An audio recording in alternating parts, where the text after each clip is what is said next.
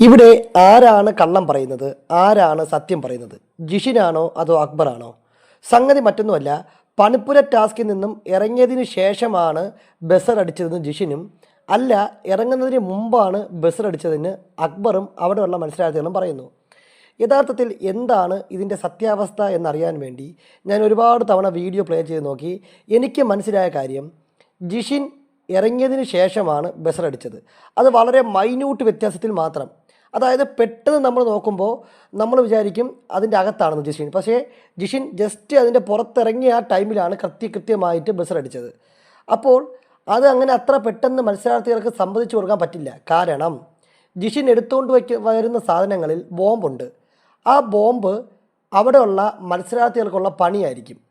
സംഭവം ഈ പണിപ്പുരയിൽ കയറി വൈഡ് കാർഡ് അവരുടെ ഡ്രസ്സും സാധനമൊക്കെ എടുത്താൽ പോലും അതിൻ്റെ അകത്തിരിക്കുന്ന ബോംബ് പൊട്ടിച്ച് വായിക്കുമ്പോൾ അത് പണി കിട്ടാൻ പോകുന്നത് അവിടെയുള്ള മത്സരാർത്ഥികൾക്കായിരിക്കും.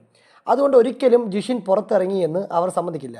എന്നാൽ ലൈവ് കണ്ടാൽ അല്ലെങ്കിൽ എപ്പിസോഡ് കണ്ട് റിവ്യൂ ഒക്കെ നമ്മൾ ആ വീഡിയോ എല്ലാം റീവാച്ച് ചെയ്യുമ്പോൾ എനിക്ക് മനസ്സിലാവുന്നത് ജിഷിൻ പുറത്തിറങ്ങി ഒരു സെക്കൻഡ്, ഒരു ഫ്രാക്ഷൻ ഓഫ് സെക്കൻഡിൻ്റെ അടിസ്ഥാനത്തിലാണ് ബസർ അടിച്ചതെന്നാണ്. അതായത് ജിഷിൻ പറയുന്നതാണ് സത്യം എന്നാണ് ഞാൻ മനസ്സിലാക്കുന്നത്. അക്ബർ സാധനങ്ങളൊക്കെ വലിച്ചെറിഞ്ഞത് വളരെ മോശമായിപ്പോയി. ഇങ്ങനെയല്ല ബിഹേവ് ചെയ്യാനുള്ളത്. അപ്പോൾ എന്തായാലും അന്തിമ തീരുമാനം എടുക്കാനുള്ളത് ബിഗ് ബോസ് ആയിരിക്കും. ബിഗ് ബോസ് ഉടനെ തന്നെ അതിന് അന്തിമ തീരുമാനം എടുക്കട്ടെ എന്ന് നമുക്ക് പ്രതീക്ഷിക്കാം. ബിഗ് ബോസുമായി ബന്ധപ്പെട്ട കൂടുതൽ അപ്ഡേറ്റുകൾക്കായി നമ്മുടെ ചാനൽ സബ്സ്ക്രൈബ് ചെയ്യുക.